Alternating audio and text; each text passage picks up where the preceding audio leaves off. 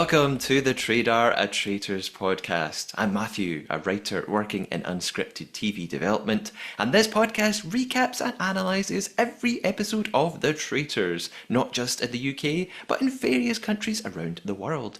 This season of the podcast is dedicated to The Traitors UK Series 4. We'll be recapping the main events, analysing the strategy, the tactics, the gameplay, maybe even telling a lie or two along the way, and for every episode of the TV show, we have one main episode of the podcast dedicated to everything that goes on in that episode, and a separate bonus episode all about your questions, thoughts, hot takes, theories, wild accusations, and speculations about who that secret traitor is. Every episode I'll be joined by a new special guest co-host, and it's time to meet our co-host for today.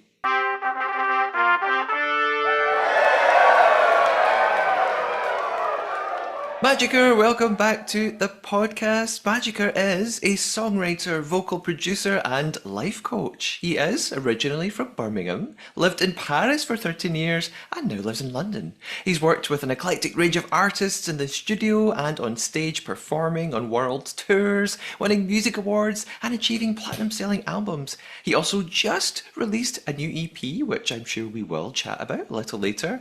Additionally, MaJiKer speaks fluent French, basic Swedish, and has recently started learning Irish, all of which have helped him watch almost every single international version of The Traitors that exists. MaJiKer, how are you doing today? Il fait froid aujourd'hui, n'est-ce pas? Oui, il fait froid, il fait gris. Actually, it's not so gris. I can see blue light out there, but my French is coming along. Thank you, Very, Duolingo. merci Duolingo. And I was this morning when I realized quite how cold it is, I was trying to say it in all my languages. Um, because, I don't have that many, but I was like, oh, it is very cold. Oui, il fait très froid. And I was like, okay, I'm getting stuck here. Hang on. Tache and fur in you. It's very, Irish? yeah, very cold Okay. today. Oh, and I got another one. Hang on. Kyowa samui desu. Samusugimasu. It's too cold today. Is Japanese. that Swedish? Oh, okay. I was Japanese. like, that doesn't sound Swedish. That's Not that's Swedish. different. It's my accent that bad. Swedish is simple. Det är jättekallt idag. It's very Oh, so cold simple. today. Yes, very. Exactly. And MaJiKer, of course, lots of listeners to the podcast know you very well because you often join me to talk about traitors. And like I said, you have seen so many different versions from around the world. You have a lot of knowledge to draw from, so you can you sort of inform me of little features here and there that I don't always know about. Apart from Celebrity UK traitors, any other recent versions you've been watching from around the world? Yes, I really didn't mean to, but I accidentally binge watched, which I would not recommend. The fifth season of Les Traîtres, the French version from France, I mean, because there are other French language versions. Um, so much to say, and I won't spoil it for anyone who might want to watch it. It was entertaining. It was remarkable. Um, but yeah, that show, they make it all about the host. He's called Eric Antoine. Hmm. He's this like clowny guy. And it's just like he puts like a stupid clowny laugh after everything he says. Qu'est-ce qu'il va se passer? I'm like, this is too much. This is too much. C'est un petit peu trop, mon ami Eric. Um, so it gets exhausting, and he kind of comes and narrates everything. Oh, but so and so is looking at so and so, but will they suspect that? Let me break down what was happening. He said this, and it's like, oh, shut up. Honestly, Hmm. I could say that in a Sounds very like a rude lot. way. Yeah, he's like the big star of the show. But hey, but it's had five seasons, so it must be fairly popular. Oui, Um, oui. we That's and I did share with you. It did make me laugh that for those who watch the UK. Um, Celebrity series, there was the whole big dog theory that, okay, some of the big stars must be one or the other. And in France, they had the Miss France theory because there were two Miss Frances in there, and they were like, well, one of you beautiful, intelligent, charismatic ladies must be, and actually one of them was, and they might have got Oh. her out. Ooh, okay, very exciting. And we are going to be talking about this new UK series today. Before we jump into episode two, I'm going to ask you straight away, MaJiKer, because we haven't actually, think, talked about this, off camera, off the Mhm. record. What are your thoughts on the secret traitor twist to start us? I mean, we're going to talk about it throughout, and we've got Mm. lots of listener questions about it for our bonus episode. But what was your immediate impression of this twist? I love it.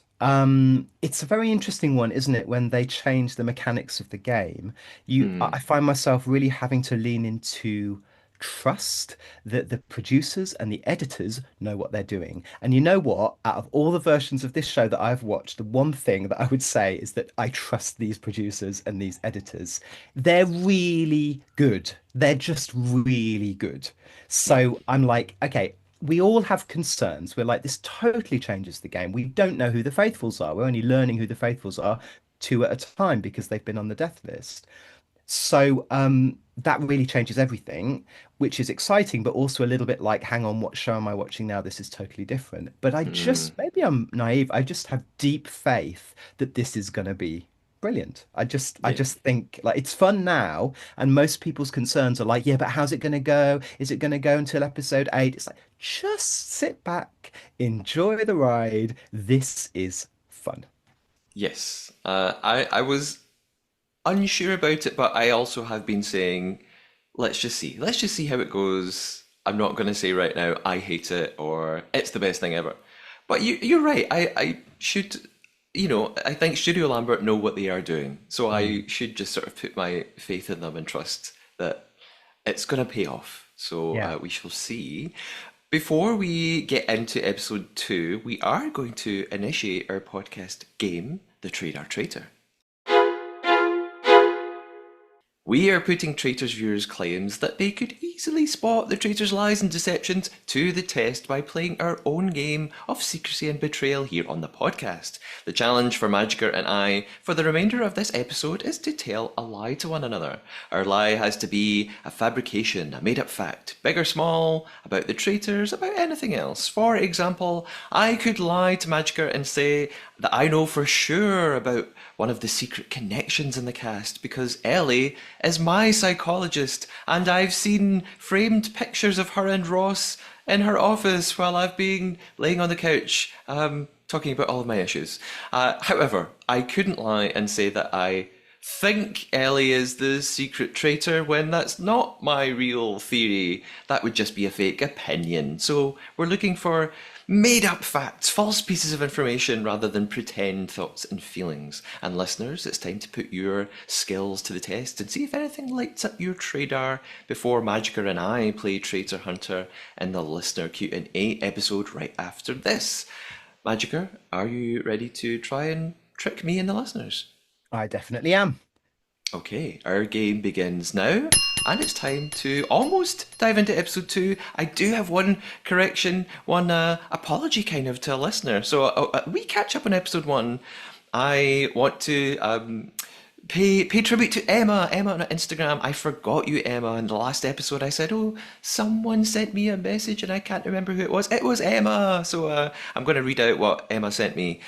She said, "The cast seemed great. Loads of very likable characters. I really didn't want the twist to be a secret traitor, but actually, so far, I don't hate it. I like that it gives the known traitors a common enemy as well as a bit less power." And then Emma pointed out what a few other people spotted. I'm pretty sure Roxy screamed "Mum" at Judy during the mission. Did you catch it? Don't think that will stay secret for too long. Emma wrote this before episode two. In fact, before even maybe all of episode one had finished. I'm just super glad to have it back on our screens and can't wait for the podcast. Thank you. MaJiKer, did you spot the mum shout out that some others noted? I did not, and I am. I mean, I believe our listeners, but surely they would have made a bit more of that. Uh, I wonder if it just slipped by the in the edit. Like it's and I thank you. A lovely listener has also commented online to point me in the right direction. It's at 40 minutes and 8 seconds if you're watching on BBC iPlayer. So this time I did go back and it is there. You do hear Roxy shouting out. I think she just says, "Mum, stop!" or "Mum, come on!" or something like that. It's really Okay. quick, but it's definitely there. And yet, I can imagine that it just slipped by whoever was in the editing room, and I wonder if they just didn't spot it. So Yeah. hey, so thank you, Emma, for that. And again, we've got more listener questions coming up in our extra little bonus episode after this. For now, we are going to get into episode 2 of Traitors UK Series 4.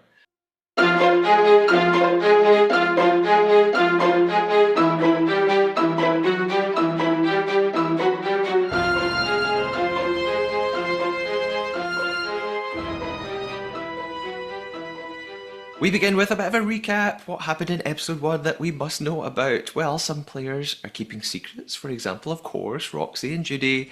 But some people are hiding their careers. Amanda's not telling people that she was a former police detective. Harriet was a barrister. She's also a crime writer, isn't telling anyone about that. And of course, our traitors are keeping their role in the game a secret. The traitors are Stephen, Rachel, and Hugo, as well as their new element, the secret traitor. One player is playing as a traitor that even we, the viewers, don't know about, and they're a secret to Well, the other traitors. you might not know, but I know for sure.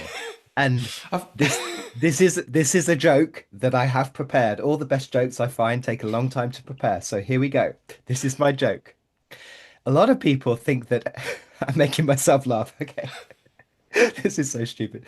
A lot of people think that Ellie is the secret traitor.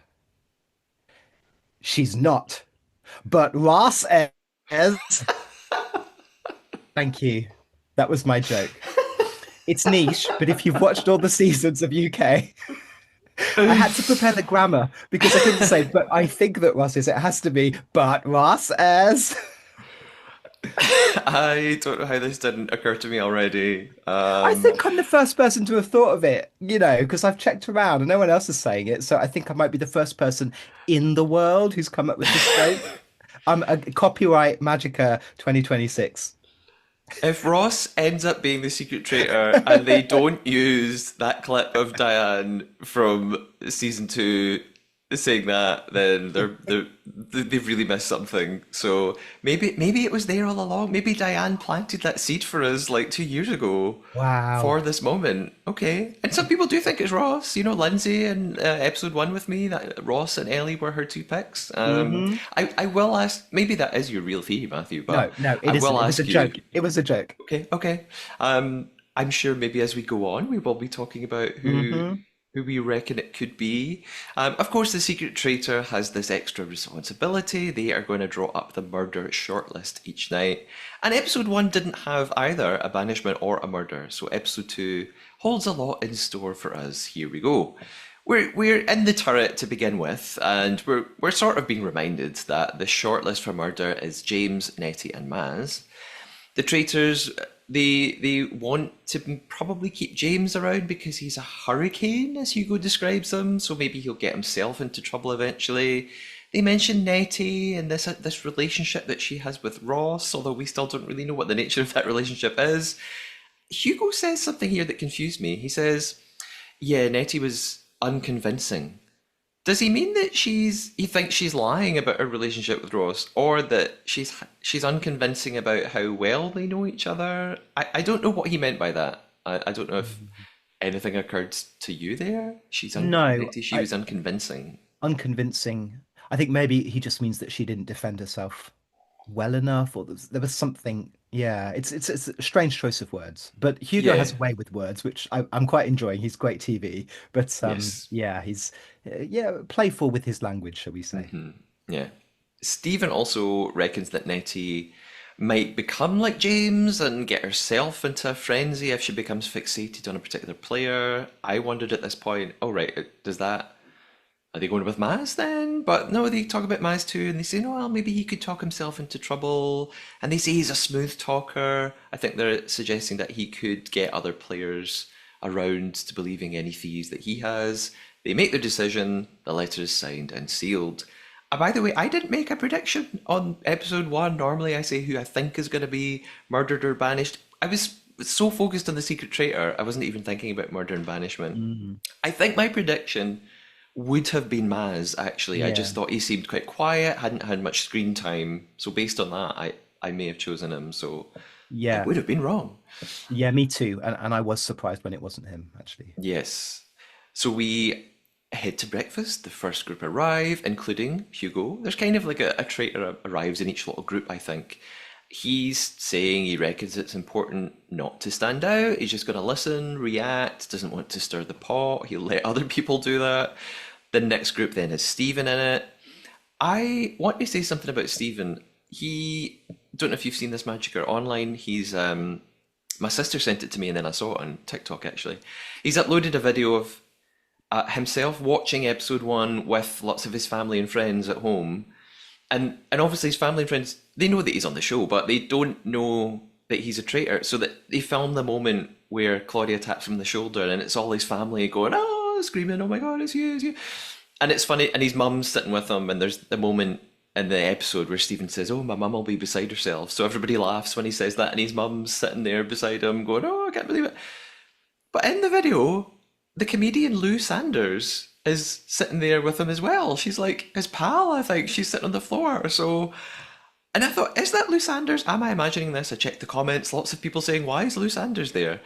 So I don't know if Stephen's in the world of entertainment. Beside his main job is he works in cybersecurity, but it's just funny that like, oh, he's got this big celebrity. Lou Sanders is pretty famous. She was on Last One Laughing and as Amazon Prime, and lots of comedy panel shows. So I just thought it was interesting that even though this isn't a celebrity version, quite often you find that people who are cast on these shows maybe Mm, they've been on TV, they know people in the industry, they're in that sort of world. So yeah. uh, it just caught my attention that Lou Sanders was there. Yeah, Maybe that's a bit of a weird one. Hang on 1 second. Is that have you put the tea on? Oh, sorry, it's Lucy Bowman is in my kitchen. She's managed to forget her whole hat trick. Whole have how do you say have you put the tea? have you Yeah, put the tea on? I don't yeah. know. Her it's like Lucy. have you put the tea on? It sound like she's from the 1930s. Apologies, Lucy Bowman. Apologies, Lucy Beaumont. She's in my kitchen. So yeah, it's just weird, isn't it? These random comedians hanging out in people's Yeah, homes. yeah. That was not Alan, my stop lie. it. That was not my lie. That was a joke. Or was it? No, that was a joke. If Lucy Beaumont appears in her bonus episode to reveal herself, that'll be incredible. Uh, The most elaborate traitor ever. I hired her for a couple of hours. Hi, Lucy, if you're there.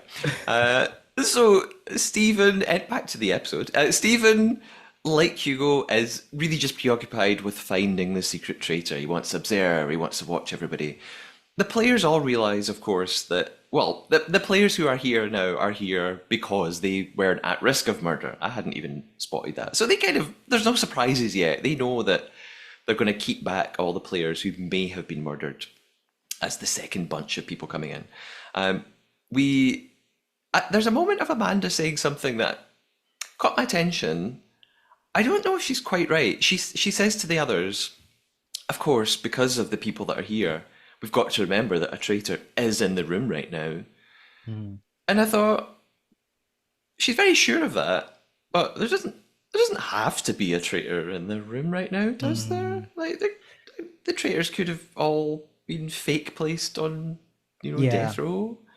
Yeah, So I, is it? I I noticed that too, and it annoyed me when they go statistically. It's like that's not how statistics works. Statistically, there must be. It's like no statistic. Like, mathematically, there's a handful of them, and there's still about 10 people to come in. So statistically, you don't know. However, by the law of averages, it is incredibly likely. Yeah, Also, because of TV production, not wanting to keep all the traitors back, it's very what she was trying to say, but I don't think she put it particularly well. Is just be aware that we're all saying, oh, we're all faithful, and almost certainly that's not true. yeah. I think she meant it's likely there is at least one traitor in the room, but there doesn't have to be. And this kind of thing happens. The opposite happens as well, of course. Players in the show regularly speak so openly to entire groups of people as if they can't fathom that someone sitting in the room with them is a traitor. Yeah. So I do think maybe people like James are saying a bit too much too often. Hmm. And we'll probably see more of that this episode.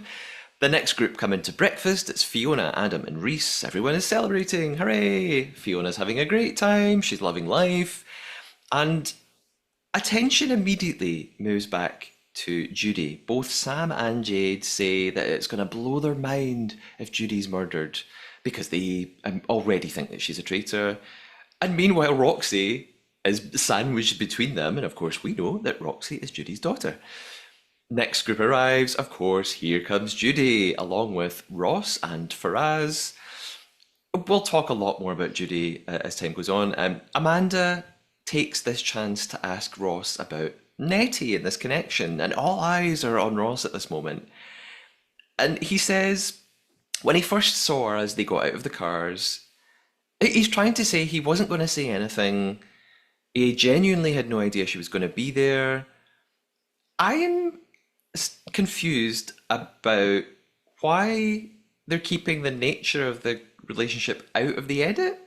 Like, at no point have they said, "Oh, we worked together. Oh, we were friends. Oh, we dated." I Yeah. wonder. It's just odd to me that at no point has anyone said, "How do you know each other?" So is it just maybe because it's really complicated? Like, oh well, she's a friend of a pal, and we were at a party, and then we met at this other place. Like, is it some really convoluted explanation that there's just no point in including? I don't. It Yeah, just keeps striking me that they don't actually say how they know one another. I think there might be one of three reasons for that. First of all, because like you say, it's complicated. They just kind of knew each other and hung out a bit, went to a few things, but it's been so long they've forgotten about it.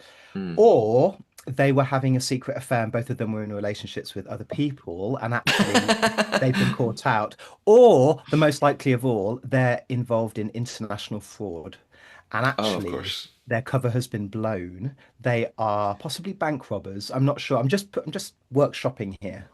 Yeah, It's one of those that's three. It's definitely one of those three. statistically it is one of those three. So Or you've hang got on, it. I'll put four or something else. It's definitely one of those four. Definitely. Um, and of course, as Ross is saying this, others are still a bit sussy. Roxy, I think, just tells him outright, I'm still not sure about this. I don't know if I'm buying it. And Harriet, I think, misinterprets Ross a little bit. Um, she's talking to Ben and she's like, wait a minute, he just said something that I don't like. He said the plan was not to recognize her, and I think he's forgotten his lines. So I watched it back. I thought, what did Ross actually say there? And unless Ross is the secret traitor, I think Ross is just sort of stuttering and picking the wrong words, and he's not Mm. really speaking in full sentences. So what he says is something like, when I initially came out the cars, I'd initially planned to go recognize her and not say anything. Like he's sort of getting his words all wrong. I think he just used the word planned wrongly. Yeah. But this is my interpretation, of course. I think he just meant saw her, recognized her, straight away thought, don't say anything, but it was too late. I don't think he meant he had a plan in advance and he No. knew she was going to be there. So No, I don't think that's what he meant, but that's what he said. He said the word he, plan. he did. And actually, yeah, it's just, I mean, I think it was a slip of the tongue, but it was very, very dangerous slip of the tongue. He just Yes. should have just taken a moment, like overnight, to think about how he was going to answer that. And he just should Yeah. have said, even if he was nervous, well, I got out the car. I thought I recognized her, but I thought, oh, just keep it to yourself for now. But then she came up and gave me a hug. Like, that's it. But he said, of course, the plan was to that was a really poor choice of words. And it might be Yeah. his undoing in the game. Yeah, I One mean, I think word, it probably hey, will be. might be that one word plan that gets him gone. Yeah, so Harriet is onto it. The funny thing is, and I've seen a couple of memes and GIFs already on social media about this, even if he did have a plan of some sort, even if he did say that word and, there was a plan and oh, we've caught him, does it really matter? Because they hadn't been chosen as, no one's been chosen as a traitor at that point, so does it Mhm. matter if they had a plan anyway? It doesn't reveal anything about them being traitors, does it? That's So true. I suppose it's just this idea that you're coming in with anything secret. And as we saw Hmm. on a recent international version, having a secret relationship can sometimes get you really far in the game. Yeah, yeah. And Ross realizes this as the episode goes on, like, oh, now I see why people have an issue with this. Okay. So at breakfast, we are down to three murder possibilities, the ones that we knew about, plus Rachel. She's not back yet. Interesting, they are keeping a traitor in the final group Yeah. to, keep everybody on their toes. And we do have a listener question about this actually later. Three cars pull up outside. Here they come. Knock at the door. It's James, it's Rachel, and Maz, which means Nettie is gone. I was surprised by this. Again, yeah, I thought maybe it would be Maz, quieter person. Um, I just thought Nettie's had a lot of screen time in that first episode. Maybe she could get herself in trouble, but hey. Jessie even stands up at the table. She's so shocked. We get her flashback to the traitors to see why they chose her. Stephen is saying that Nettie isn't scared to say what she thinks, and maybe if it turns on one of the traitors, that's bad news. They also don't like this relationship that she has with Ross. I don't know. I don't know if that's a good enough reason to murder her first. What do you feel about this choice, MaJiKer? I mean, I think it worked quite well because then there's the whole double bluff thing with Ross. I think that actually went quite well and worked in their favor. True. I mean, look at how well the traitors are doing so far. You just want the conversation to be about everyone apart from you. Yeah, that's a They good point. did manage to do that. Yes. We see Nettie receiving her murder letter. She's gutted, of course, as I would be, and says, maybe I've been too good a faithful, too loud. She has a little cry, but she says it's happy tears, bless. Back to breakfast. Most of the players, yep, they're pretty shocked, but there's a funny moment of Ben going, oh, where's the toast? Like, just quickly back to breakfast. And Ross says, actually, I'm kind of relieved. That means this connection thing is out of the game now, and I don't. He thinks he's not going to have to keep talking about it. Oh, Ross. And led by Amanda, it seems they start to wonder why was Nettie targeted? What's the reason? And Ross is still maybe saying a bit too much. He's trying to defend himself. He's trying to look like a faithful. He says, "Well, if I was a traitor, there's no way I'd kill Nettie." And yes, Ross, I kind of see your thinking, but come on, like you've watched the show, you know that you could have done that. You know that people are gonna pick up on it. And even Roxy, I think, immediately says, "Well, you could be a traitor just saying that to us." So Ross is not cleaning himself at all. There's, last time my prediction for Secret Traitor was Ellie. That's who I called out in episode one. I think I might be changing away from Ellie now. We get a moment here in confessional or Miv of Ellie saying, "I don't think Ross is a traitor. I think he's under pressure and he's stressed." So Ellie's a psychologist. She's trying to analyze his behavior. This brings me back to again something I talked about already in episode one. If Ellie is the secret traitor, is she lying in the Mm, mivs? Is she pretending she's as faithful and she doesn't know? yes. Are they going to pull the rug out from us later in the series and say, "Haha, the players were lying to you the whole Yeah. time"? So this Um, is a whole other layer. It's all gone a little bit the mole, hasn't it? Where people are just yeah, looking at the camera in their miv and lying. Um, and that's the only thing about this that I'm struggling with. If I were to do, did you ever see Gogglebox with this is very UK content. Forgive me, international listeners, but there's Jenny and Lee, the yeah, ones in the caravan, and when she would watch the drama Line of Duty, she'd get out her note and yes, she'd be like going, oh no, he's gonna get, hang on, I'm writing that down. And she'd like make notes because you have to try and figure out who is what, who's a goodie, who's a baddie in a drama. And I'm like, I want to be like Jenny. I want to just get out my notebook and write things down. But what I would be writing down is every time in the MIV they say, "Oh no, so I don't think he can be a traitor," or "I'm pretty sure he's faithful," all of that. Not just that they're saying it, but that they seem to be saying it spontaneously, because of course only the secret traitor knows that they have to lie about that. And I don't know. This is the bit where the secret traitor thing is like, I'm still unconvinced. I'm very excited that it's there, but I've got to see how it's going to play out because something yes. feels a little bit like, I don't. I don't know if I like that, them lying to us. And I don't know also if I like them being cleared because they're saying, oh, well, I'm not sure. You know what I mean? Yeah, Someone has yeah, so much power that it means that their myths are kind of undercut a little bit. Like you kind of can't believe what they're telling us, which is weird for a confessional. That's really yeah, weird. yeah. And therefore, if they survive to a point where they're revealed to us and they're still in the game, do we suddenly realize, oh, that player was fibbing to us all along? Do we really know them? Do have I warmed to this person?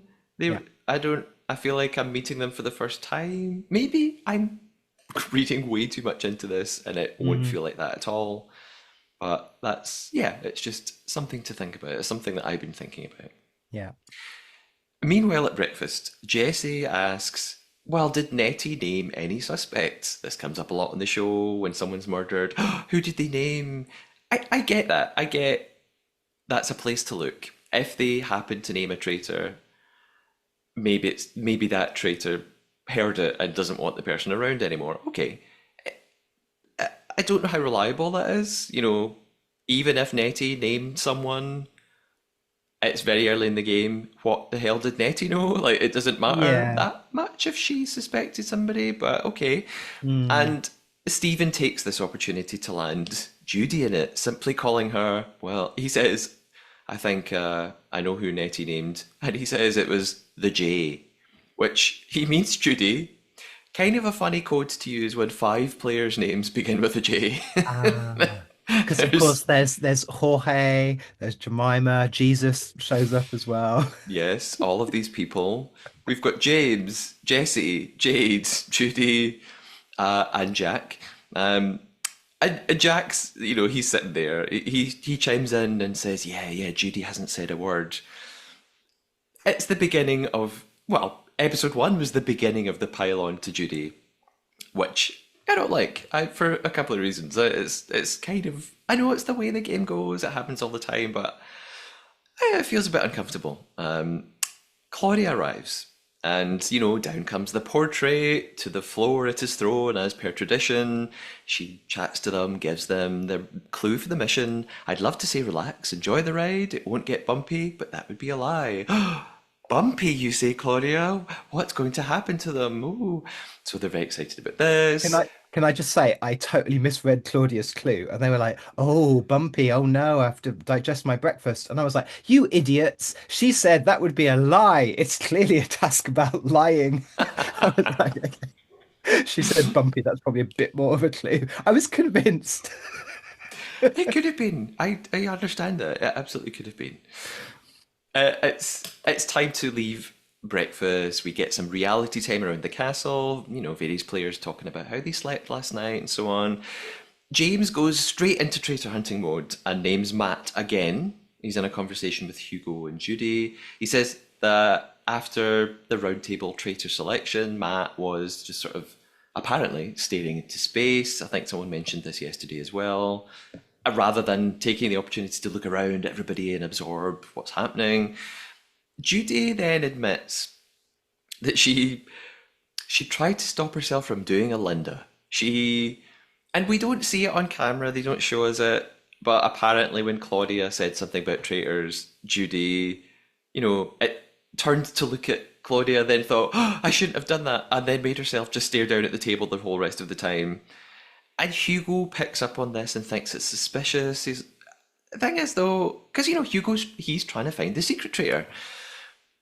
I don't think a secret traitor would say any of that. It's easy for me to say, but I think if Judy was the secret traitor, I just don't. I can't imagine her spilling all of this. Oh, I reacted when she said traitor, and then I thought I shouldn't react, and then so I just looked down at the like. I don't. I think the secret traitor has been picked because they're probably going to be great at it. I think it's probably a quieter person who is doing pretty well to stay out of anyone's focus right now. Well, that's a very Uh, interesting point because, as we've said many times over the years, traitors are not picked because they'd necessarily be great traitors. You want probably at least one who would be a good traitor, or else, I mean, it would be a very funny conclave or turret where, or three or four of them are absolutely hopeless. But the secret traitor, the producers, effectively, they are a producer because they are producing what's going to happen next on the show. So you do Mhm. need that player to be smart. That's a very good point, actually. I hadn't thought of that. But you're gonna, for the first time they try this twist, they're gonna want someone who is a good traitor. Yeah, and of course it's only the three main traitors who know that. The Hmm. other players are just looking for a traitor. They don't know there's a secret traitor. Yeah. But yeah, it's something that's informing my theories about secret traitor is, like you said, I think Studio Lambert need to pull this off. They do not want a secret traitor to be banished in the first few episodes. Mm, I think they're really going to pick someone that they think is going to do a great job of staying hidden for a while. yeah. Uh, we moved to the library, and I noticed something here that is probably utterly insignificant, but for the second time, they did it in episode one, they do it again. There's this. I don't know whether to call it an establishing shot because it's a close up on the bookshelf, and it's a close up on one book in particular on the shelf. It's Who's Who, Mhm. 1934. Now, most likely, it's just sort of been picked as a bit of set decoration because, Who's Who ties in with the idea of secrecy, Mm. identities, and all that. But I wondered, MaJiKer, does it mean something? Yes. 1934. Is something going to happen on the clock at 1934 at 7:34 p.m.? Or Mm. is £1,934 hidden inside this book? Are 1,934 new players going to join the game? Is it a time Yeah. travel portal back to the year 1934 when they open the book? Well, that would explain the David Tennant reference, wouldn't it? The guy. By the way, what's his name again? Is that James? It's James. James. That people are only saying that because he's got long sideburns. Come on, people. Just get with it. They go, oh, he looks like David Tennant playing the Doctor. It's like, no, he's just got long sideburns. Get over it. Um, I mean, I'm looking at it. I think maybe it's his sort of profile is what he's got sort of quite a no, narrow. this is a hill. This is a hill I will die on. I don't feel passionately about very much in this world, but it's the sideburns It's the because you sideburns. remove the sideburns, and no one, if it like he had shorter hair or even longer hair, no one would say, "Oh, that this man looks like David Tennant." It's the sideburns. It's the way his Okay. whole face is shaped. Anyway, I think yes, 1,934 new players would be ambitious, and that would be a twist. Yes. They tried it on in Hungary. No, they didn't. I'm joking. Um, I think, based on nothing at all, that they're showing that. I do think because I noticed that too. I was like, why are they showing that book? This is my theory. I think you pull that book in order to open the secret. Ooh. What's it called? Like the wine The cave or something? sort of enclave, Yeah, the the the secret chamber. the cubby, yes, the chamber. Yes. Yes. And because when Claudia was faffing around with her red cape, she closed that bookcase, didn't she? And Ooh. I think that was the bookcase that you did. So I think when we have the secret thing in a previous version, there was another twist that happened in there. You pull that book and then it opens. So it's like, oh, who's who? Or that could be part of killing in plain sight or something like that, where it's like you've got to go and get it in there. But I noticed that too. That Yes. seems these editors are very smart. They don't show the same thing twice. Although I do have something to mention about the editing when we get to the mission that I bet no one has noticed, Ooh. and I'm really proud of it. Okay. Okay, I'm excited. Uh, we see in this library Roxy talking to Sam and Jesse, and Sam is claiming, he wasn't surprised about Nettie's murder. He knew she was a faithful. Sam's very confident about a lot of theories in this episode. Meanwhile, Roxy's still focused on Ross and this possible double bluff. Maybe he did murder Nettie and is claiming, I couldn't have murdered Nettie. Why would I have done that? Jesse says that Judy is top of her list though. And Sam agrees, yeah, Judy's way too relaxed, too comfortable, too calm. Interestingly, they have a little chat about voting tactics, and Roxy wonders, should I vote with the. She's saying this out loud. She's saying, should I vote with the crowd? Should I just vote with everyone, even if I don't really suspect it's Judy? Should I vote with my instinct and risk standing out from the crowd? We talk a lot about this on the podcast. That generally, especially if you're a traitor, you probably just want to blend in, vote with everybody else.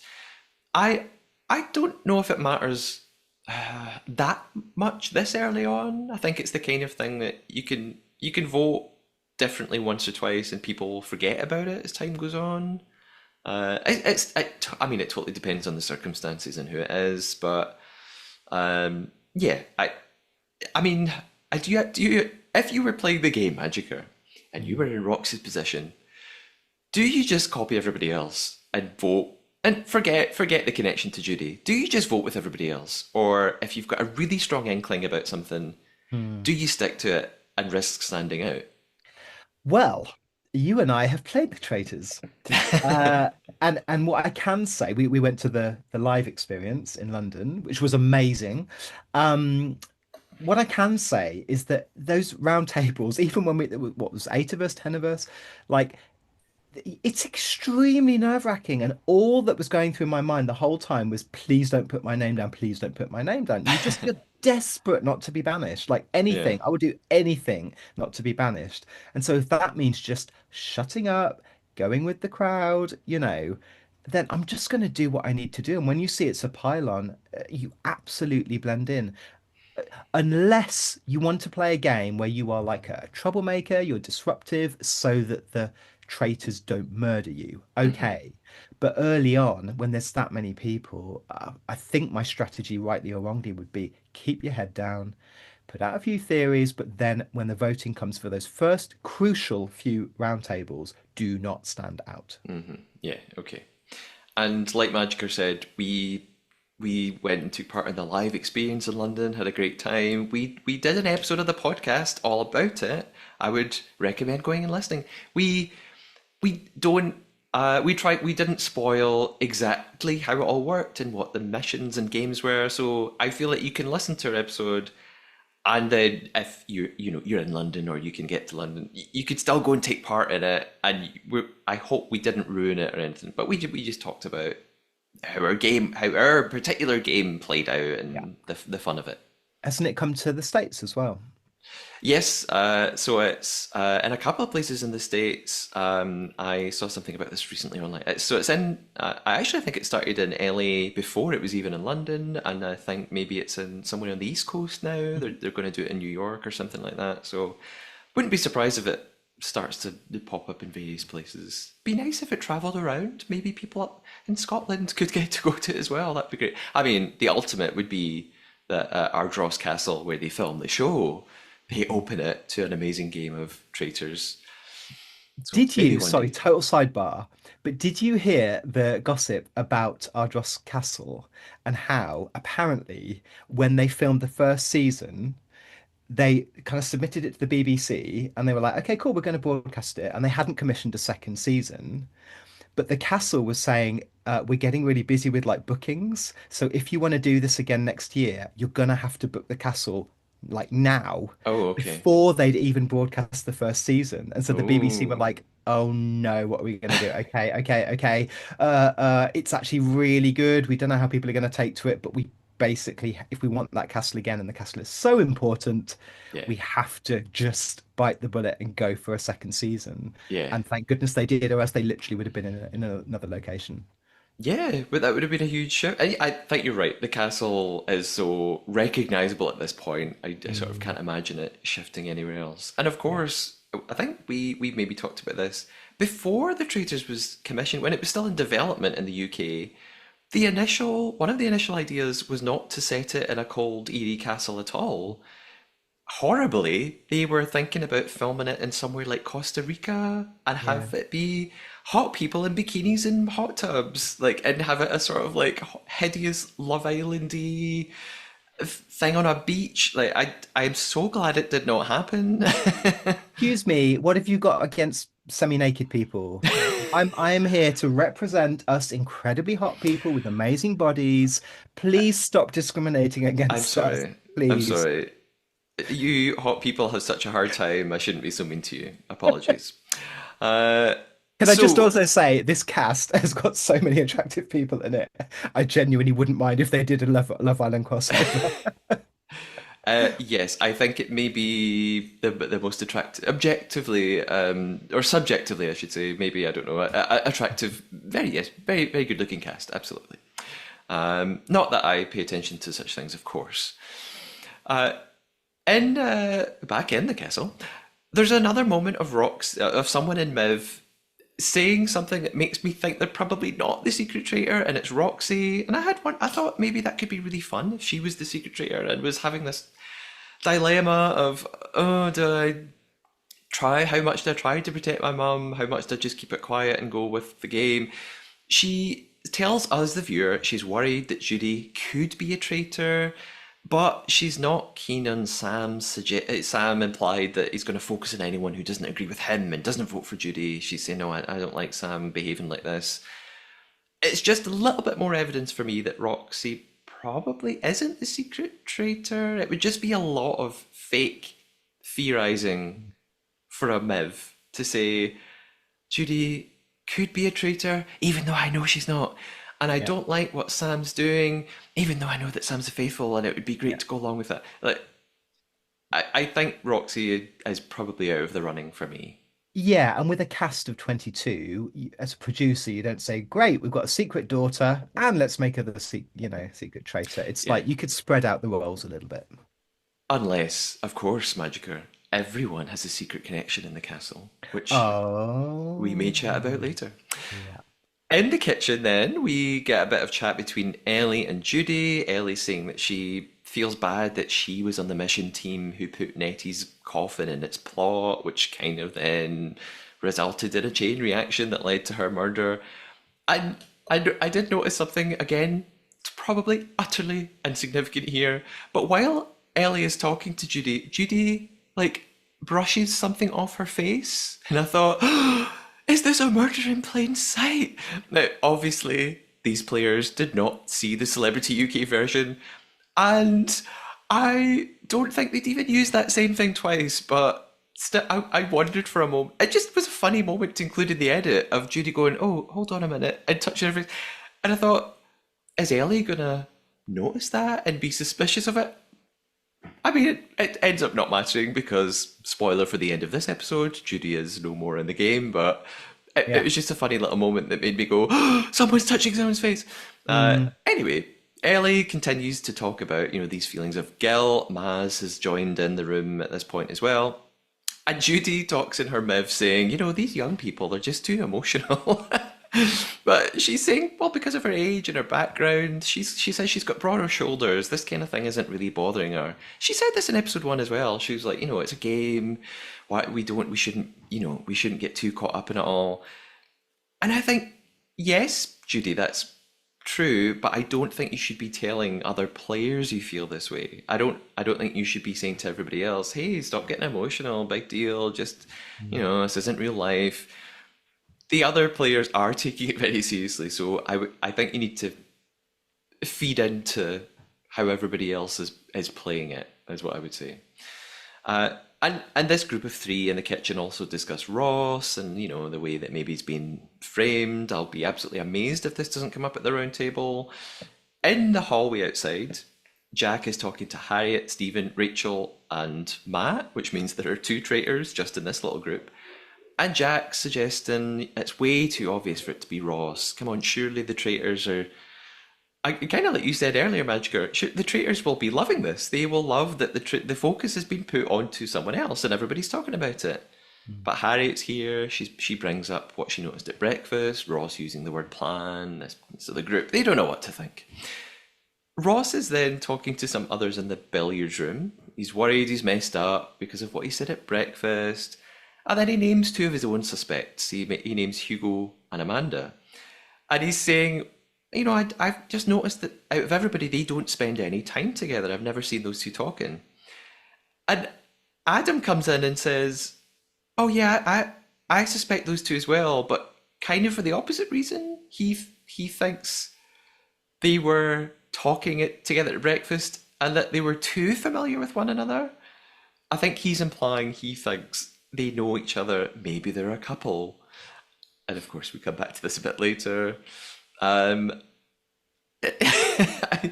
I, I don't. Is it? I wonder if it's difficult to say when there are like 21 people still there. Can you really notice which pairings of people you haven't seen talking to each other? Like you can't see everybody at all times, can you? No, but I did think it was very clever of, was it Stephen a little bit later to come in and say, "Oh, Hugo, hardly spoken to you. Let's have a chat." That was actually really, really clever because Yeah. immediately, just subconsciously for those who were there to witness it, he did it so Hmm. kind of naturalistically. Yeah. I think it really came across like, "Oh yeah, no, hey, nice to meet you," you know.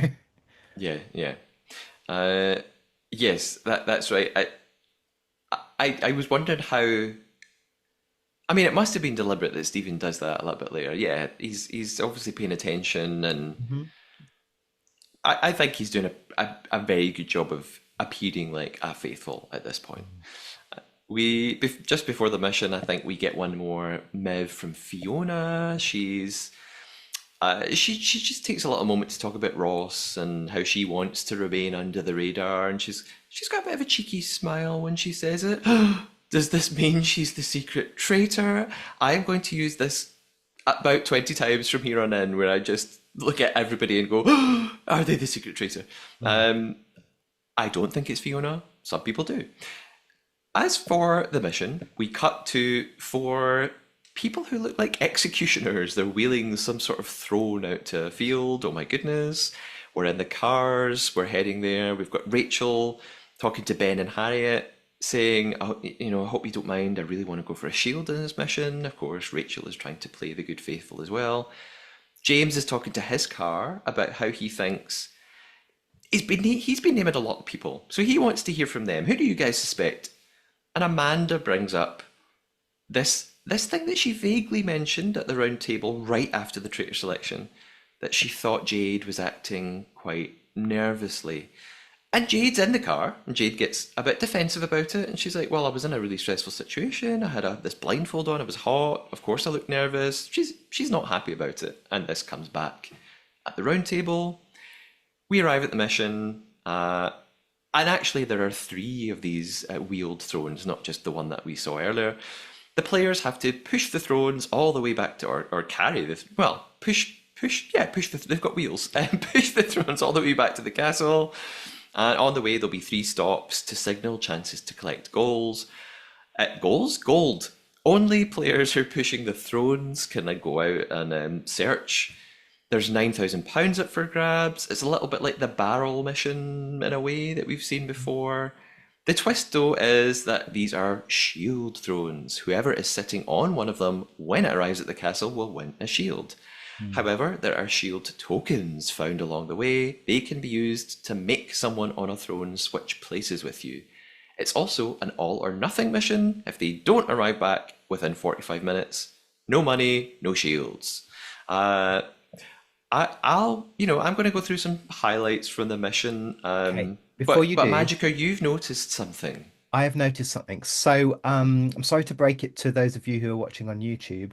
I'm actually not floating in the middle of the Scottish Highlands, because it's cold enough in my flat, let alone outside. We're having a cold spell. I know we have international listeners who are in Canada. They're like, "You call that cold?" It's like a high of like 0 degrees today, and we have terribly insulated homes in the UK. So Yeah. yes, I'm cold. Anyway, I am floating in the just with the castle behind me and the traitor's flag. When I just screen cap this, because sorry to break it to you, but this I'm not really there. When I looked at this little bit of footage, the flag was moving in a really weird way, and I noticed that all of the footage was backwards. It was Oh. the flag was just going rip, and I was like, "What on earth is going on?" I thought it was a problem with the iPlayer, and I watched it like several times. I'm like, "No, they've reversed the footage." So Ooh. I think what they did, it must have just been their choice. I think because then it zooms in on the castle at the end. I think they started on the castle, zoomed out, and then panned the other way, and then reversed all of the footage. I was like, "That's a nice little Easter egg for those who want to go back and have a look." Absolutely did not notice. But yeah, I guess they just thought it looked better. It just made it more, I don't know, it was the shot they wanted was to do the Yes. opposite. And But I was just, I was thinking something is off with that flag. Something is really, I can't pretend to understand all the physics of aerodynamics, but I'm pretty sure I ain't never seen a flag do that. That's very perceptive of you. This is why you are on the podcast, MaJiKer, because you I notice these mean, things. it's basically changed the course of the game. It's a clue. Hang on, does that mean everything's backwards? Hang on, what is Ross backwards? Saw. Okay, no, that didn't work. That didn't work. Now I'm going to go away and look at everybody's names backwards. Uh, Before the mission really begins, actually, of course, they have to pick the players to start on the thrones. I mean, I'm thinking there's probably not much chance that if you start on a throne, you're going to end on a throne. I wouldn't be desperate to put myself forward straight away.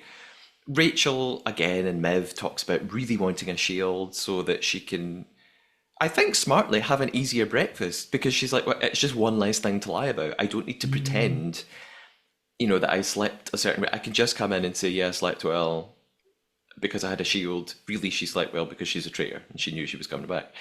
Sam, on the other hand, says in Miv, immediately my competitive instinct kicks in. If there's any opportunity to get a shield, I'll take it and showcase myself as a good faithful. Followed by a little smirk, sound effect, sting, yeah. lingering shot. Sam's the secret traitor. I mean, I'm kind of half kidding about this one. There was something odd about that choice of phrasing. Showcase myself as a good faithful.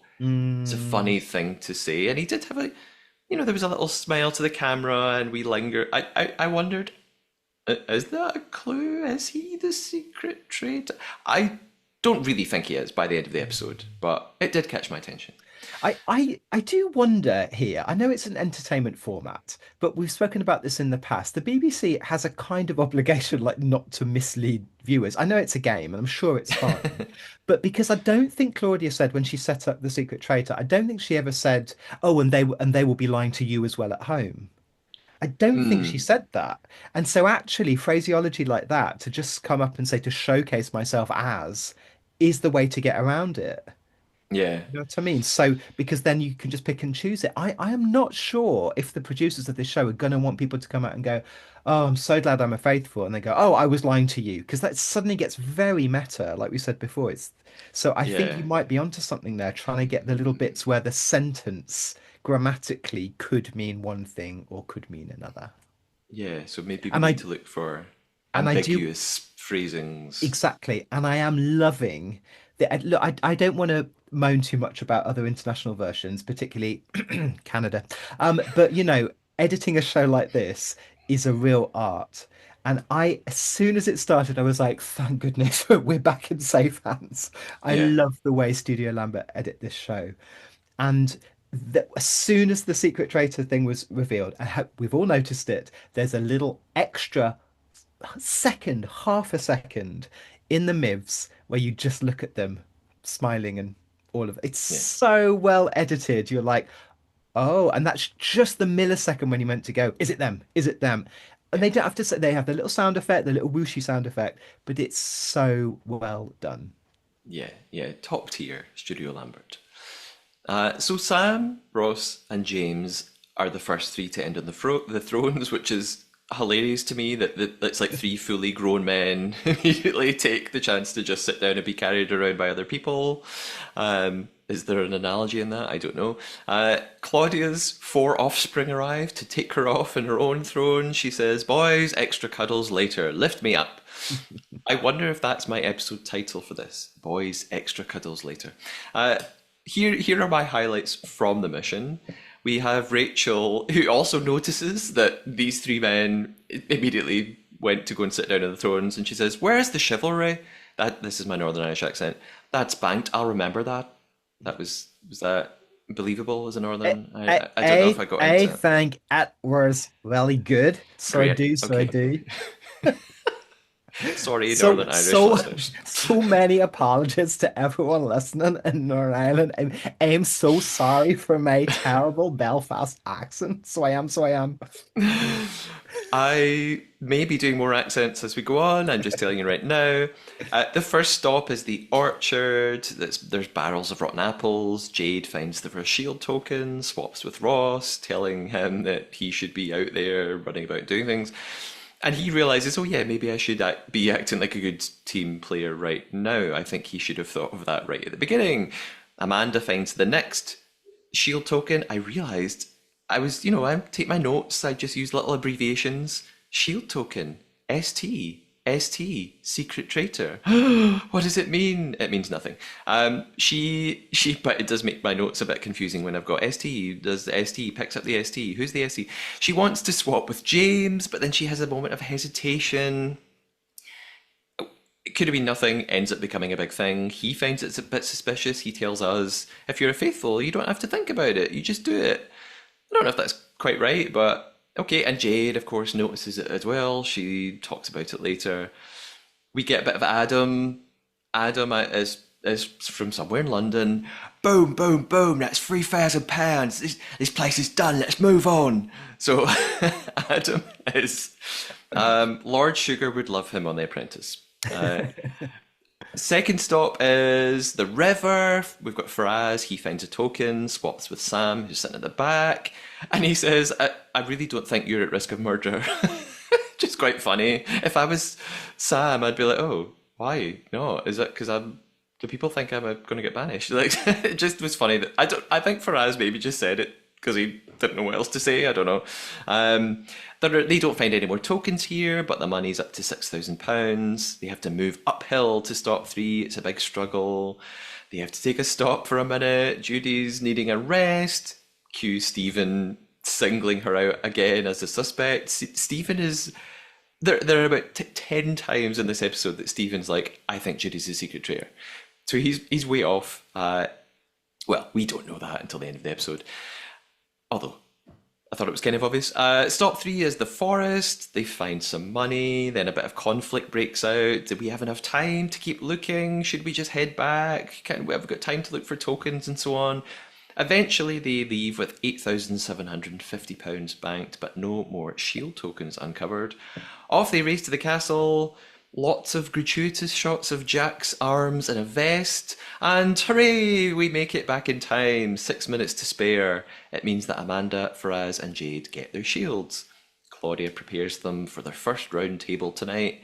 In they go to the castle with a little funny moment of Fiona giving us a great old school reference. She thinks that she's so fit now she looks like Cindy Crawford. I just love that. It's like, I feel like maybe viewers under the age of, I don't know, 25 will be like, who's Cindy Crawford? Like, this might just mean nothing to them, but I love a little old school reference. Yeah, and can I just say this was one of those moments where I'm so glad that they have this fixed rig in the UK because that's the kind of funny little moment, Yeah, particularly as she was literally transitioning between spaces from outside to the hallway to the next room. Like that's you wouldn't have caught that. That's why yeah, this fixed rig is amazing, and we yeah. really miss it on international versions. I'm just saying, like I don't think Canada has it. It might have a couple of fixed cameras, but that's it. So basically you always have a camera person in your face, and it's very different. You don't have these funny little spontaneous Mhm. moments. One of the reasons why the UK version is almost certainly the best.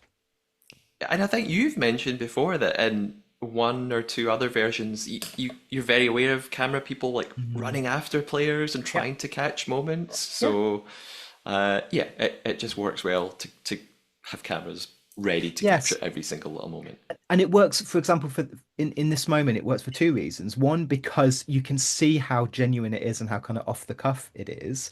And secondly, like it's the kind of conversation you would have, the funny conversation you would have when you're just going between spaces. You wouldn't sit down and say, I think that now I've, Yeah, and the fact that they choose to include it, that's why the editing is so good. And there's yeah. something very kind of warm in spite of all the murder and the accusations, there's something very warm about the UK version, which I think is lacking in nearly all the other versions.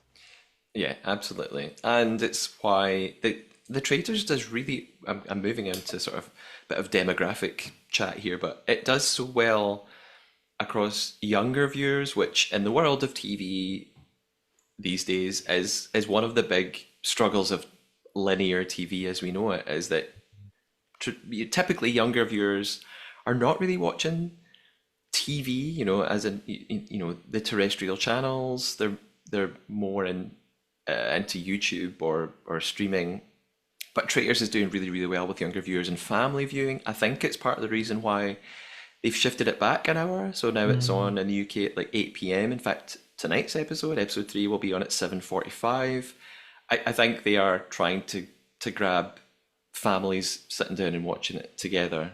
And viewing figures so far suggest it's working quite well. Yes, it's a shame now they can't swear. They can't call each other effing C's, you know.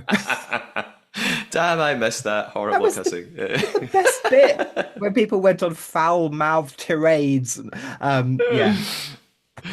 we're gonna miss that. We'll have to sacrifice that I'll for more I'll viewers. swear enough as the viewer to make up for it. Okay, okay. And on the podcast, just let loose. I would never bring an explicit tag to this effing podcast. Being podcast, I would never do that. No, of course not. We've got some castle reality time. Some of the men are in the kitchen. They're still focused on Ross. They don't get why he thought he needed a shield. Surely the traitors aren't going to get rid of him. He's prime suspect for banishment. Ross is reflecting again with some of the others about how now, yes, he realizes he played things a bit poorly this morning, didn't understand why having a connection to Nettie might have been seen as a bad thing. Although, that can't be entirely true. Otherwise, why was his instinct upon seeing her to not say anything? So he must have realized it was a good idea to keep that quiet. Maybe he just didn't realize the extent of it. He didn't realize how much of a big deal it was going to become. Yeah. And I do think people are making a bit of a mountain out of a molehill, but yeah, again, it's episode 1, 2. They don't have much to go on, so you go for whatever you can. There's there's a really funny moment here where Ellie says to him, "How do you feel now that she's gone?" And he says, I can't even be sad properly. I have to pretend. And it just made me laugh. I thought, you've not seen each other for about 15 years. I doubt you even notice that she's not here now. And it's just so funny. They're like, how do you feel that Nettie's gone? That person that you met 10 years ago. Yeah. He's probably like, I don't really care. Well, I think again he just chose his words poorly because I thought the same. But then on reflection, you're sad when any of these nice people leave. Yeah, yeah. You know, you Sure. are literally sad. And actually to have someone who you vaguely know, and you could have had a little catch up and Yeah. spoken about the old days or whatever. So it would be sad that someone you know has gone, but then he's making it worse for himself by saying, "Oh, I would have been so sad that Yeah. this woman I met." Yeah, every time he mentions it, it seems to be a couple of extra years. It's like it's going on and on. So I met her, I think, about 39 years ago. Yeah, it's making me laugh. And Hugo is loving this. He says, when your enemies are making a mistake, don't interrupt them. That sort of famous proverb. And Jade is talking to Sam and Rachel in the kitchen about the mission and this thing with Amanda, the way that she hesitated with the shield token. Jade thinks Amanda is out to get her, and that's why Amanda was about to come over and ask Jade to get out of the throne and then switched only because, we'll get into it. And this alerts Rachel to Amanda. I, I think I think Rachel's just worried that Amanda's dangerous faithful rather than the secret traitor. I'm not sure. Then in the hallway, Amanda and Rachel are looking at the family tree picture that I talked a little bit about before. And Rachel thinks maybe there is more than one family connection. Of course, they don't even know about. It's funny that she says more. I think she says more than one family connection, but they don't know about Roxy and Judy. I think she's just kidding around. And she says, Reese isn't too dissimilar to you, is he? And Amanda just sort of laughs and goes, oh yeah, he's my son. But are they? Is it a double bluff? They're both the secret traitor, and Reese is standing on Amanda's shoulders and the red cloak's over both of them. I don't know. Maybe it could be. Probably not. And Rachel tells Amanda about what Jade said in the kitchen, and Amanda's like, of course she's sus on me. We get a wee moment of Amanda in confessional, and Mev, she says, Rachel, she's in my inner circle. My current strategy is to exude being a faithful. She's the secret traitor. She's doing what Sam did. Funny choice of words. Exude being a faithful. What does it mean? And even the fact that she said Rachel's in my inner circle, does that mean she's the secret traitor and she knows Rachel is a traitor? Maybe it was just a lucky wording that the editors thought, oh, let's put that in there. She Mm-hmm. accidentally sounded like the secret traitor. I don't know. Roxy and Judy then get a moment alone in the library, but they're interrupted by Adam. Then Amanda comes in. They're discussing the mission, the shields. Roxy's on to Sam and how, he immediately took that spot on the throne and he's been pushing Judy's name this whole time. Cut to Sam in the kitchen talking to Rachel about Judy. And he's saying, Rachel says something like, oh, I just don't see it. And Sam's like, well, you're the only person who doesn't see it. And he says, I mean, I'm not trying to sway people. And I thought, well, you kind of are, Sam. If you're saying to someone, you're the only person who doesn't see it, that's quite persuasive language, I think. Um, and yeah, Rachel, I think, is not really enjoying the way that Sam's trying to command her and influence her. Judy then interrupts this conversation for the most awkward moment of the episode.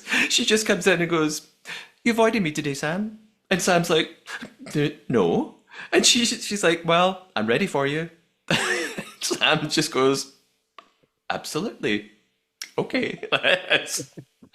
And off Judy goes with her cup of tea. And the whole time, Rachel's just like silent, just watching this like incredibly uncomfortable exchange between them. I really laughed at this. All I have to say in this moment is Judy, la vie fait un songe dérisoire. Un jour, un soir va changer de peau. Judy et compagnie, Judy qu'on Judy. sacrifie, which is the Eurovision entry for France, 1976, and it means Judy, life is a ridiculous dream, a day, an Oh. evening, changing of skin. Judy and company, Judy, she is sacrificed. Is that actually a Eurovision song? Yeah, About someone called Judy? France, 1976. It's Did you called add Judy. Judy in? No, Judy and company. There's another one from Sweden, Oh, that's lovely. 1969. Sweden, 1969, with Judy min vän, Judy my friend, and that's a banger. Judy min vän, da, dee, da, da, da, da, da, da, da, da. Tommy Sjöberg, who's an absolute legend. But yeah, I was just thinking of Judy songs because you keep saying Judy, and of course, my natural space is when have we sung about Judy at Eurovision? And so there you go. But I And like it's that. happened. Judy qu'on sacrifie. It's Judy who we sacrifice. There you go. Oh God, oh poor Judy. And of course there's that famous Beatles song, Hey Judy. Oh wait, I think I've changed that a bit. Um, so it's time for a round table. Judy's coming in. I just love Judy in general by this point. She's saying in Miv, I think I've got her accent right. Whoever's coming for me, you don't mess with Judy. Just I think that was actually verse 5 of the French entry in Eurovision.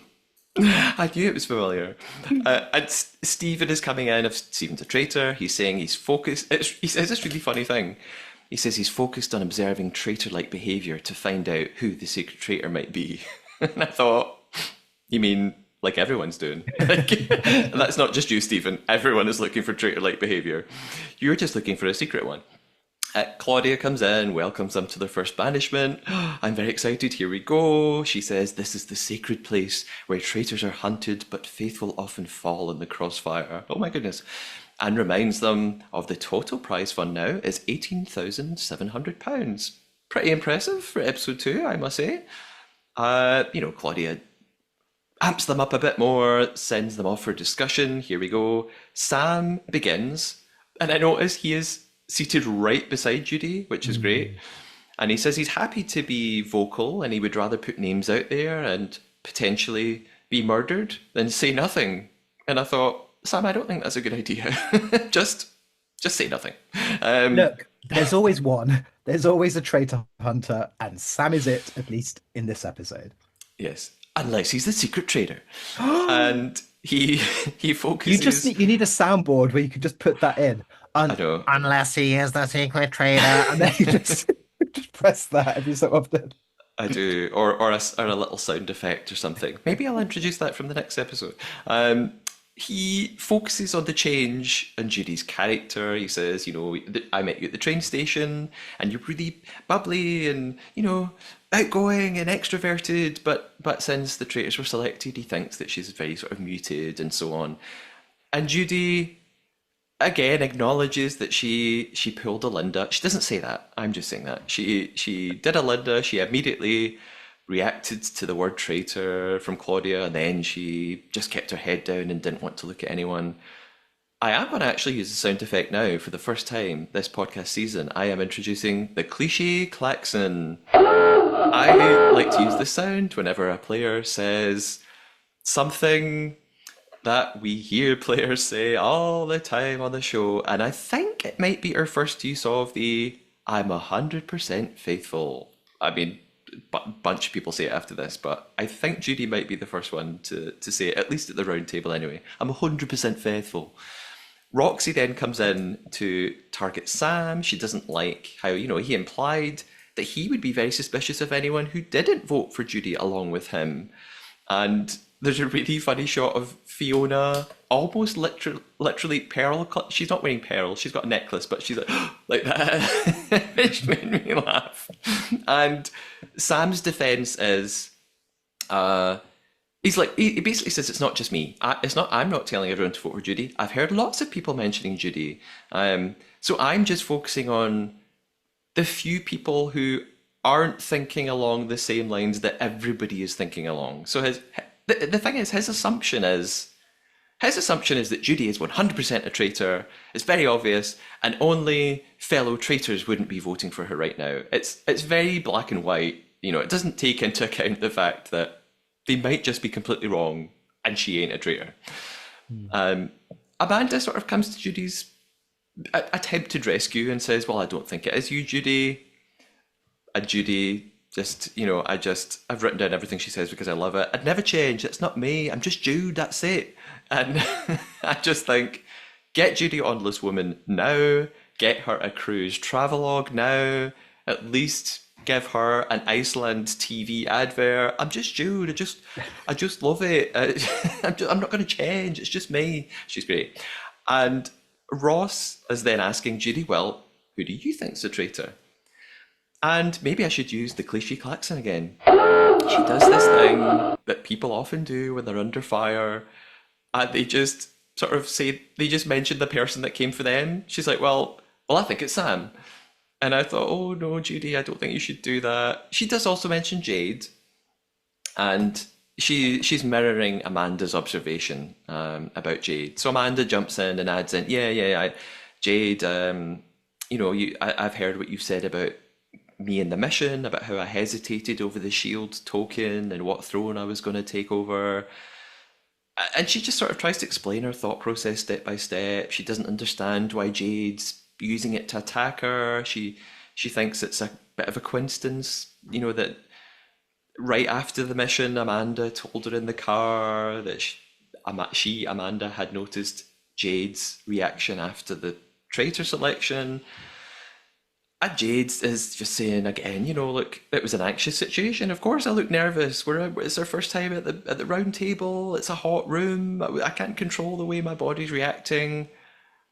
She says something a bit odd about how she wanted to get a shield.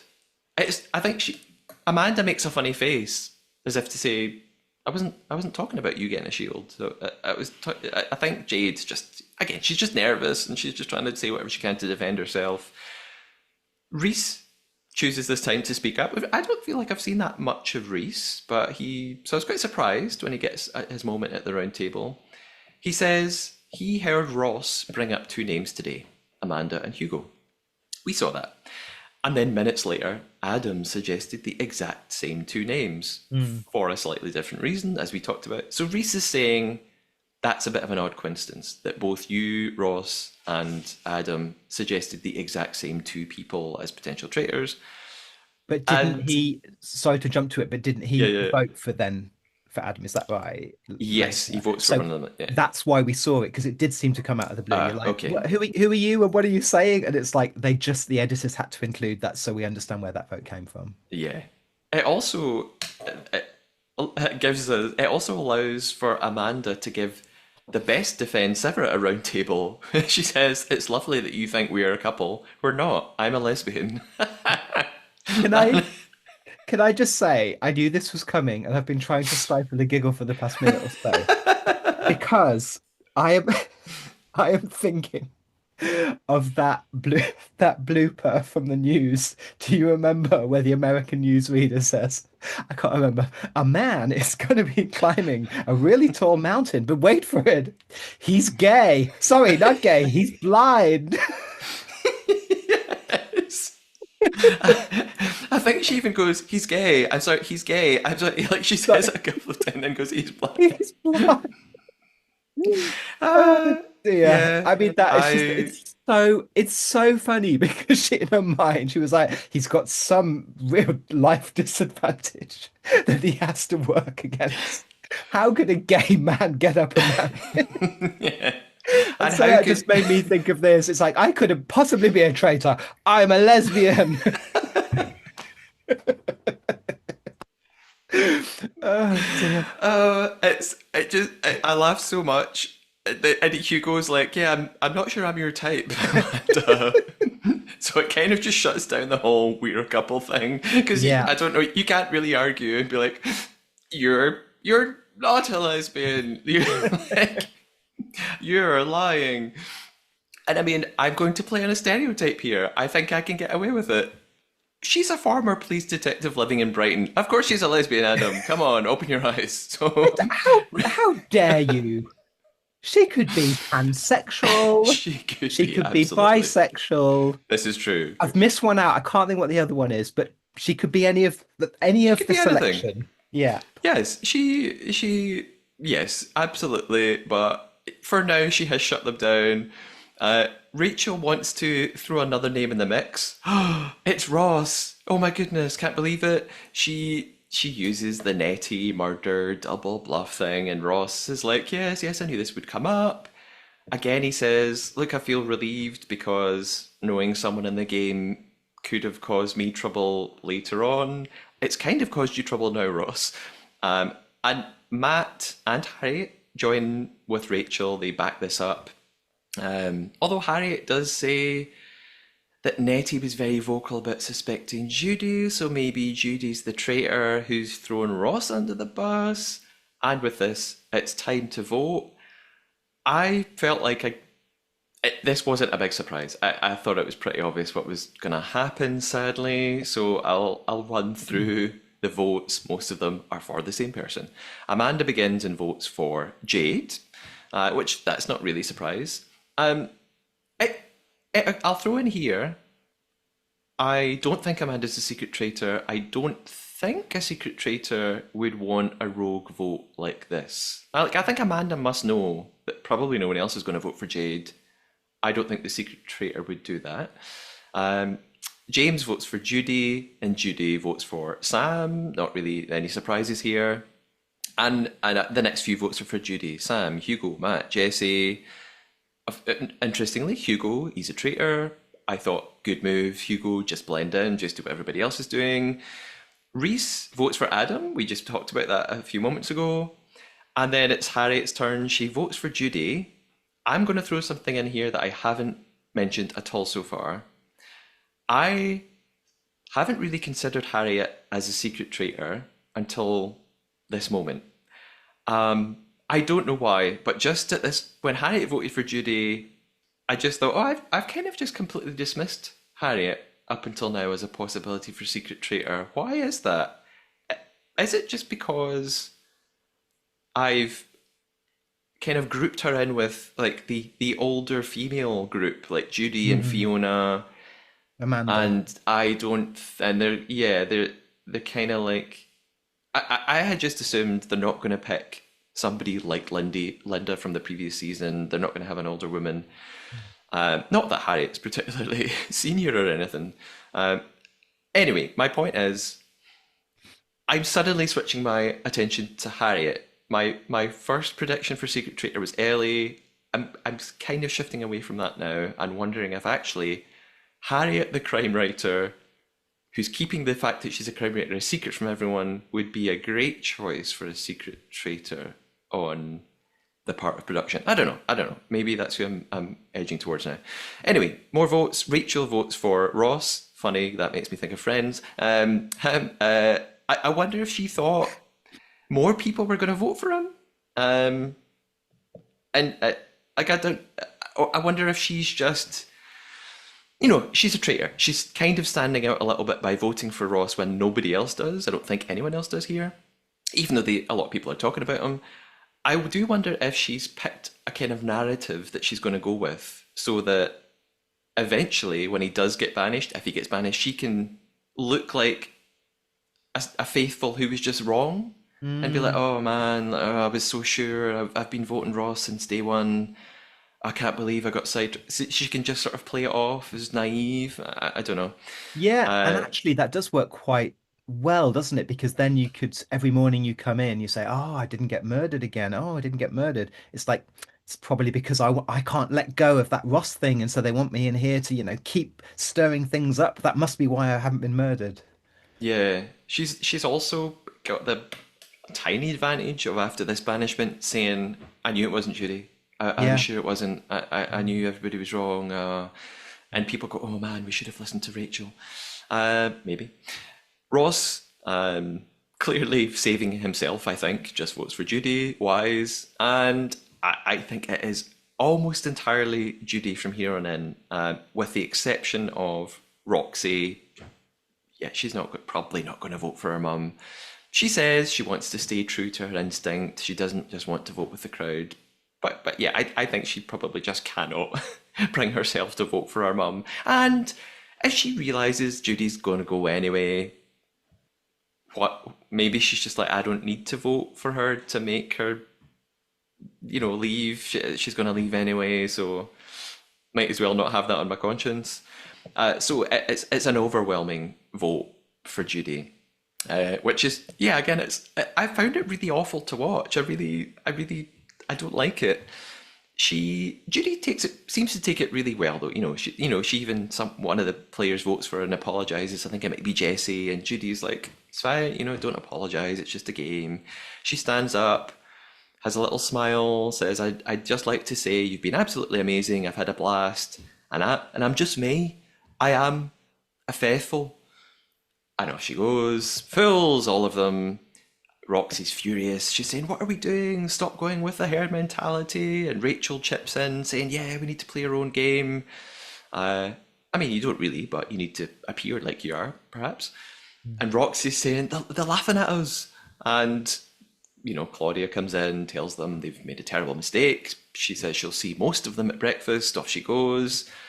Stephen tries to justify the vote for Judy. Of course, he's a traitor. He's lying. He says maybe it wasn't herd mentality. Maybe lots of people did just come to that conclusion on their own. And Roxy is livid with Sam in confessional. She says, Mum's game was cut short, but mine is just starting. Maybe she is the secret traitor. I don't know. I mean, Uh, I don't know if you were going to touch on this, but obviously, this is the first time, as far as I'm aware, ever in the UK traitors that we don't know if the person is a faithful or a traitor. right, yeah. Yeah, So so when Judy that, stands up, there is that moment where we don't know exactly what she's going to say.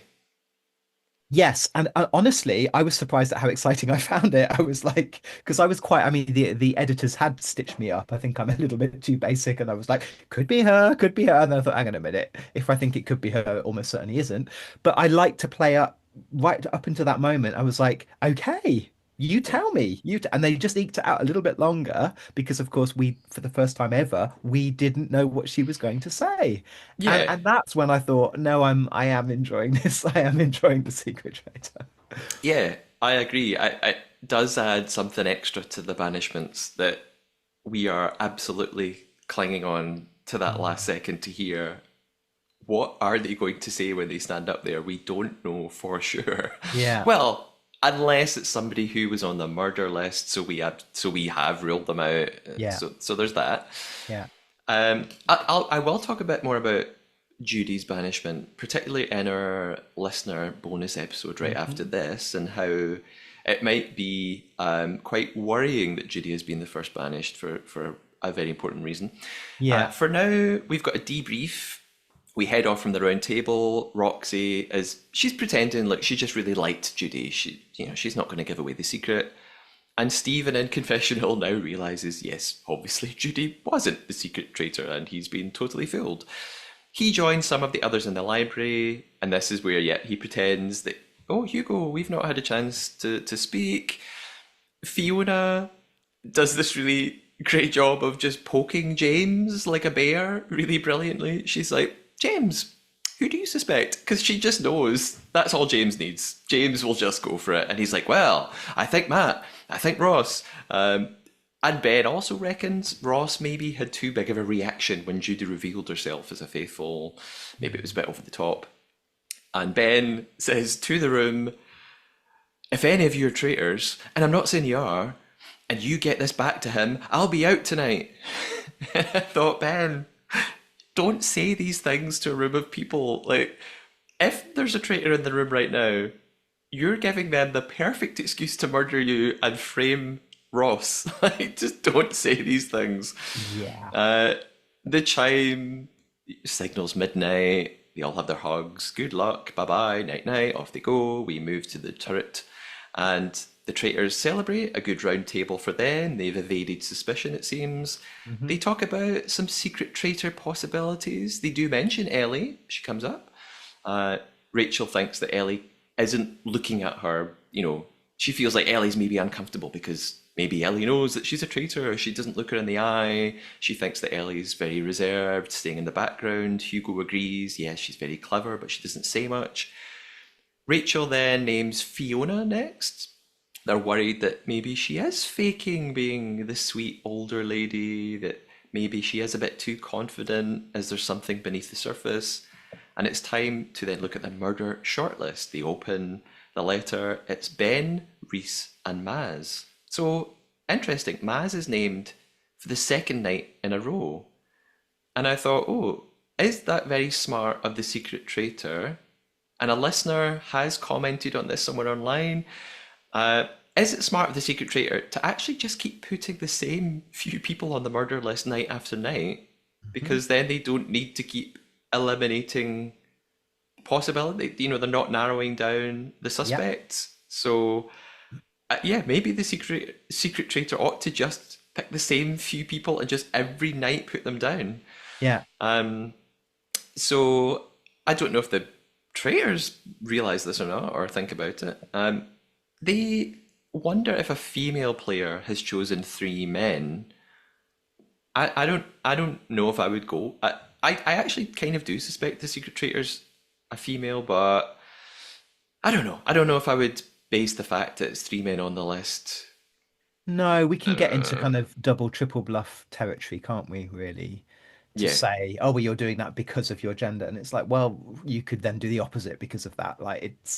But they seemed absolutely convinced, didn't they? They said, ah, well, it's a female. I'm like, Hmm.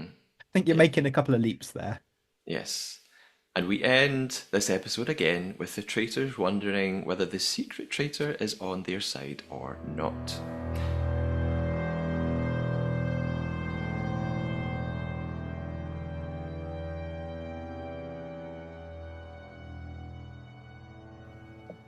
Let's talk a bit for now about our predictions then, MaJiKer. Hmm. Who do you think they may choose for murder from this list? Ben, Reese, Maz.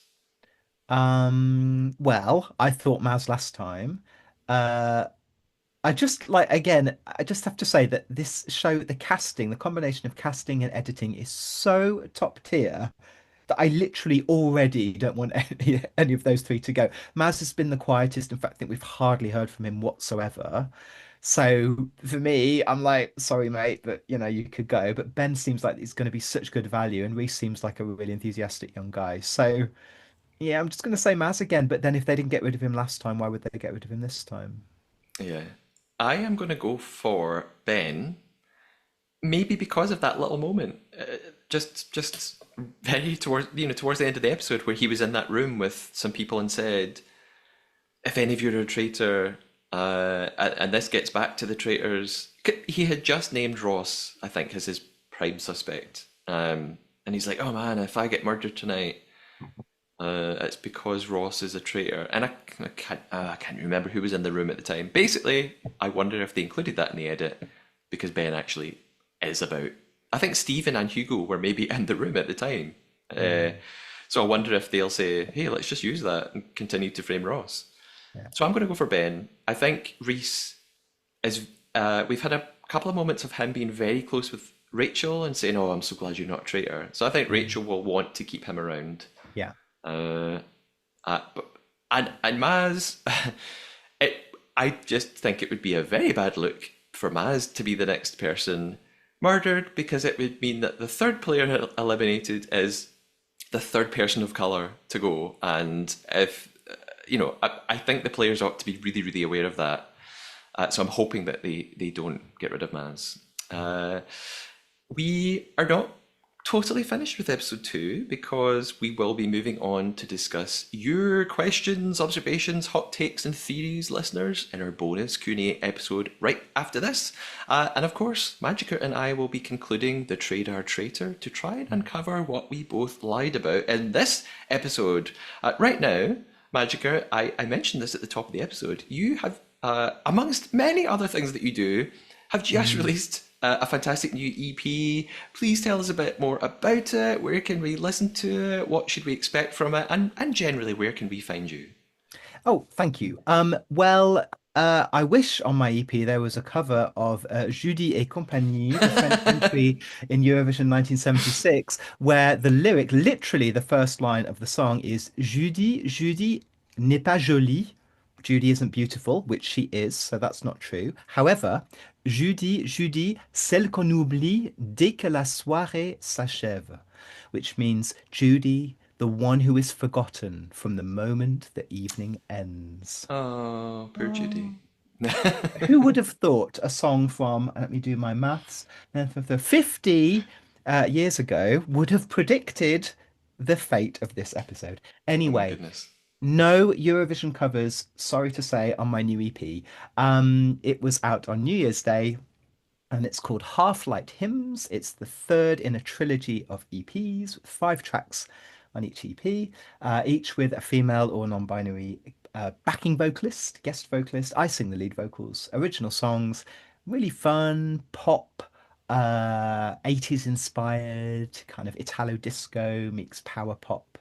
The lyrics deal with the end of friendship and the kind of grief that comes with that, but it's actually really fun to listen to. It's not a hard listen. So yeah, if you're curious, then go and have a listen wherever you listen to music. Also, dot dot dot. This might be the last time I release my music on streaming because for us musicians, there's an ocean of music on streaming, and it's really difficult. So I don't know if your listeners find that it's really hard to find new music because you're effectively competing with the entire history of recorded music, including the French Eurovision entry from 1976. So, pick and choose. Maybe listen to that and then listen to a bit of mine. But this is on Spotify and all the streaming platforms. But then who knows what's going to come for musicians, songwriters like me? I'm thinking that maybe streaming is not the way to go. But I wanted Yeah. to honor the trilogy and finish releasing it. So it's available now. Yes, and I cannot recommend it enough. I was lucky enough to get a little preview. Well, not really preview because it was New Year's Day, so I was one of the first people to maybe hear some of the new tracks. And like you said, really, so I mean, by the end of each song, like I already knew the chorus. Like they're so catchy, they're such great earworms. I really, really enjoyed listening. Thank you. I will put links to where you can listen to MaJiKer's EP and previous music in the episode description, so you can find it really, really easily. Uh, and to make sure you're up to date with the podcast, Traitors news, updates from around the world, occasionally a little video or secret mission from me, you can follow on Instagram, TikTok, and YouTube at the Trader Podcast.